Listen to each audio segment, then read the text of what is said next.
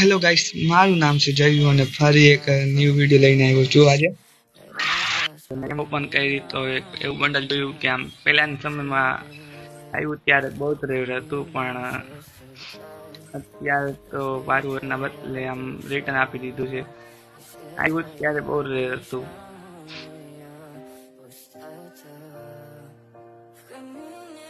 કઈ સાંભળ્યા છે કે પહેલા સમયમાં બહુ રેર હતું કે આ બંડલ